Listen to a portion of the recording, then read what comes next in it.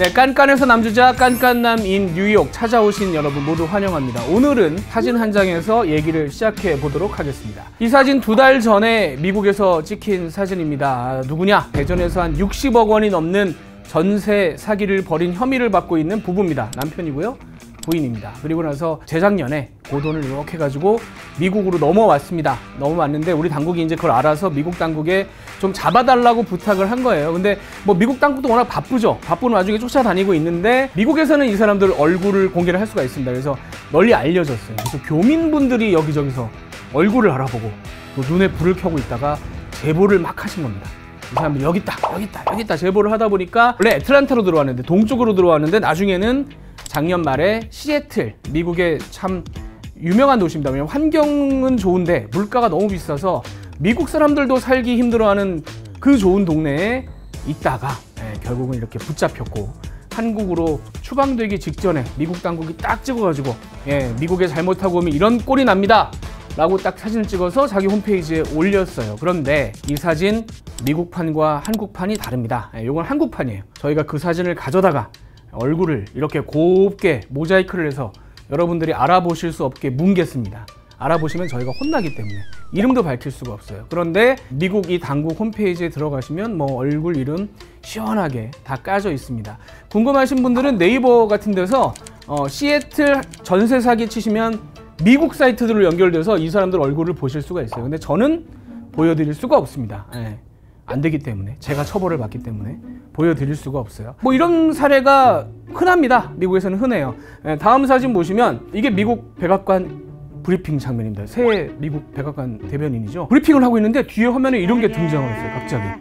뭐냐면 미국에서 요새 정부 바뀐 다음에 뭔가 큰 잘못을 지고 미국에 불법 체류를 하고 있는 외국인들 붙잡아서 본국으로 보내버리는 그런 프로젝트를 하고 있잖아요. 그 얘기를 하다가 등장했는데 한국 사람입니다. 체포됐다. 아이들 성착취하는 못된 동영상을 갖고 있다가 5년형을 선고를 받았던 그런 사람인데 우리가 붙잡아서 한국으로 보낸다라고 광고를 한 거예요. 아예 이렇게 그냥 인터넷에 이렇게 해서 올려놨습니다. 이것도 X, 그 옛날 트위터 있죠? 거기 들어가셔서 화이트하우스 코리안 어레스티드 뭐 이렇게만 치셔도 뜹니다. 얼굴을 보실 수가 있어요. 물론 뭐 그렇게까지 찾아보실 필요는 없는데 얼굴이 뜹니다. 근데 역시 이렇게 곱게 또 저희는 모자이크를 해야 되는 운명입니다. 전 세계에서 이렇게 피의자를 붙잡아 놓고 얼굴과 이름을 공개하지 않는 나라 극히 드뭅니다. 북유럽의 스칸디나비아 반도의 뭐 스웨덴, 덴마크 이런 4나라하고 그걸 빼고 나면 우리나라가 유일합니다. 전 세계 한 5나라 정도만 피의자들의 인권이 중요하기 때문에 이걸 꽁꽁 싸매서 안 보여주는데 다른 나라들은 뭐 다 보여주고요. 특히 뭐 미국 같은 경우는 논란의 여지가 없습니다. 무조건 공개를 하게 돼 있어요. 자, 그래서 이 사람들은 누구냐? LA에 산불이 크게 났었잖아요, 얼마 전에. 그래가지고 사람들이 집도 잃고 가족도 잃고 막 비탄에 빠진 와중에 이 사람들은 빈집 털이를 하다가 경찰에 잡힌 사람들이에요. 그래서 경찰이 잡아가지고 이렇게 쭉 사진을 찍어서 아예 벽화를 만들어 버렸습니다. 벽보를 만들어 버렸어요. 죄 지은 사람들은 다 잡아다가 이렇게 공개를 하겠다. 그리고 죄 지으면 다 잡아놓겠다. 이걸 이제 보여주기 위한 그런 사진을 만든 겁니다. 근데 뭐 여기서 그치지 않죠? 다 아시죠?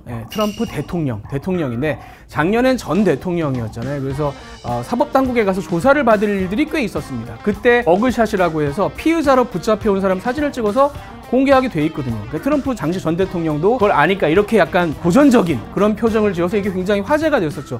그러니까 지위 고하를 막론하고 뭐 누가 됐든 간에 만약에 죄를 지은 혐의가 있다라고 하면 미국에선 붙잡아와서 얼굴과 이름을 공개하는 것이 왠가요? 라고 물어보기도 이상할 정도로 당연한 일입니다. 이렇게 미국에서는 공개를 할 수 있는 이유가 있습니다. 뭐냐면 표현의 자유, 말할 자유 때문입니다.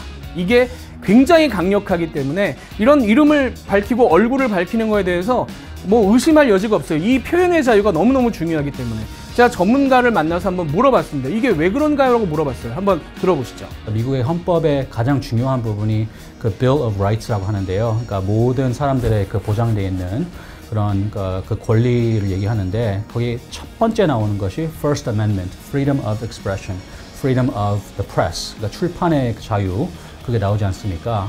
그래서 그 출판의 자유가 너무 깊숙하게 여기 법에 연관되어 있기 때문에 본인의 그 프라이버시도 존중해야 된다는 그런 원칙도 있긴 하지만 freedom of the press 그게 훨씬 더 강력한 그 경우가 많아서 그러니까 이런 경우에는 그 Freedom of the Press, First Amendment가 이긴다고 보면 됩니다. 말할 권리, 표현의 자유, 이 언론의 자유가 심지어 헌법에 그냥 떡하니 박혀 있어요.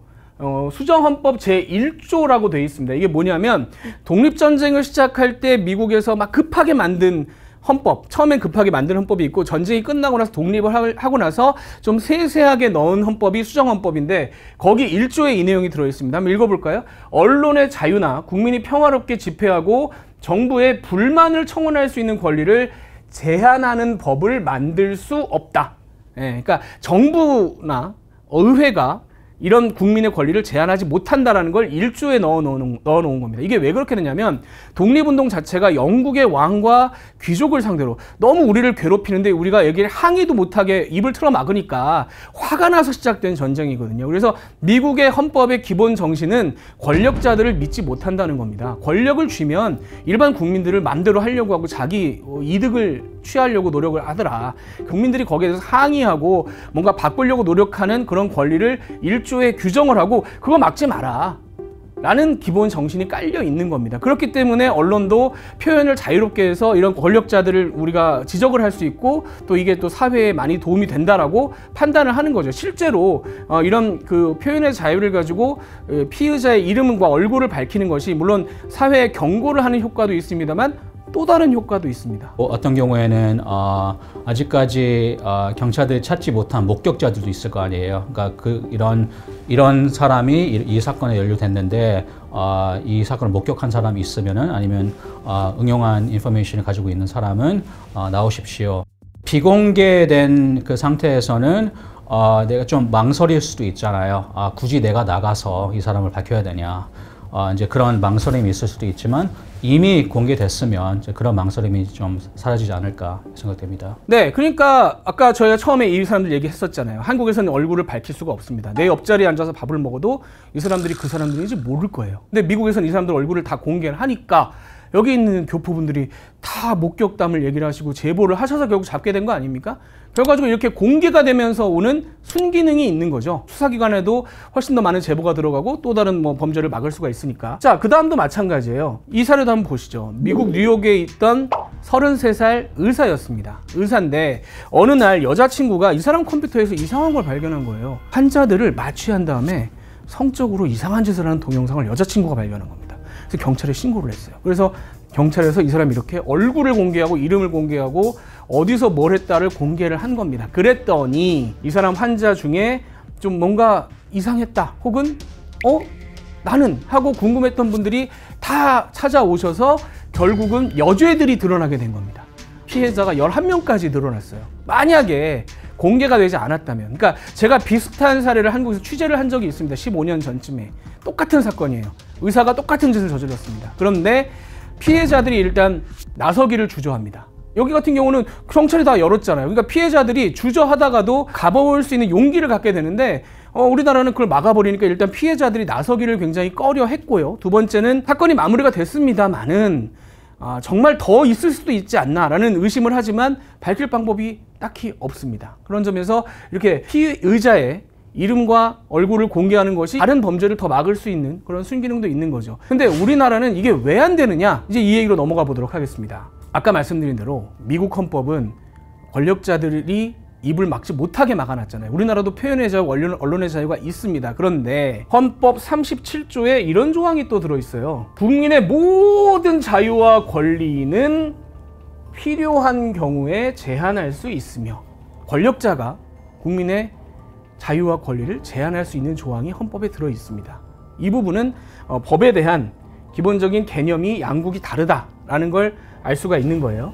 말씀드린 대로 미국은 기본적인 개념이 권력자를 믿지 않습니다. 권력을 만약에 줬다고 치면 뭐 좌가 되면 우를 괴롭힐 거고 우가 되면 좌를 괴롭히고 혹은 권력자 개인의 욕심에 따라서 누군가를 입을 막으려고 할 수 있는데 우리는 그거 인정할 수 없다. 그거는 절대로 국가나 국민이나 사회에 도움이 되지 않는다는 기본 바탕을 깔고 있다면 우리나라는 권력자의 의지는 선하고 착하고 권력자는 완벽하다. 권력자가 훨씬 더 능력자다라는 기본 개념을 깔고 있는 겁니다. 입을 막아도 된다라는 기본적인 전제를 깔고 있는 거예요. 거기서 피의자의 얼굴과 이름을 공개하지 않는 데까지 앞으로 가게 된 겁니다. 이거 많은 분들이 모르실 텐데 1998년 이전까지는 우리나라도 언론이 피의자의 얼굴과 이름을 공개할 수 있었습니다. 돌이켜 생각해보면 그때 일어났던 뭐 여러 가지 사건들이 지금도 우리가 피의자들 이름을 기억을 하는 경우들이 많잖아요. 그때 그렇게 알릴 수 있었기 때문입니다. 얼굴과 이름을 알릴 수 있었기 때문에. 이게 96년, 97년 때의 옛날 신문들을 제가 모아본 겁니다. 자, 이분은 아니에요. 이분은 제가 이게 스크랩을 하다 보니까 들어갔지, 이분은 잘못된 분이 아닙니다. 유괴 살해 3명 무죄 선고, 범행 시인 4,000원이 사형. 제가 약간 이렇게 뿌옇하게 만들어 놨는데 무죄를 받은 분들의 이름도 다 들어 있습니다. 이분들은 죄가 없는 분들이다라는 것이 피의자가 됐다가도 언론으로 다 공개가 되고, 범행 시인한 4,000원의 이름도 들어가 있어요. 알 수가 있습니다.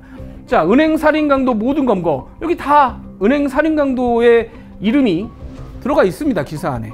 그리고 3,700억대 거액 사기. 와, 90년대에 3,700억대 사기면 뭐 돈의 가치가 다르기 때문에 어마어마한 사건이었겠죠. 여기도 다 이름이 들어가 있어요. 당시에 개입됐던 사람들이.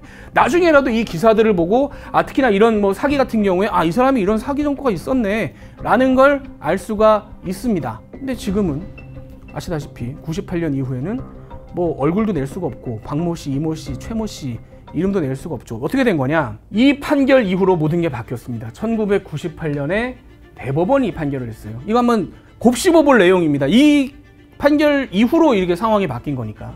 범죄 보도의 신원을 밝히는 것이 공공성을 가진다고 볼 수 없다. 공공성이 없다는 거예요. 신원을 밝히는 게 무슨 의미가 있냐? 일반 국민들이 알아야 할 정당한 이익이 없다. 국민들이 이거 왜 하려고 그래요? 그냥 심심풀이 궁금해서 그러는 거야. 그냥 막 알고 싶어서 그러는 거지. 당신들 알아봐야 소용이 없다. 필요가 없다라고 대법원이 판결을 했습니다. 이 이후에 모든 게 바뀌었습니다. 언론이 이 이후에 이 사람의 얼굴과 이름을 공개를 하게 되면 저희는 돈을 물어줘야 됩니다.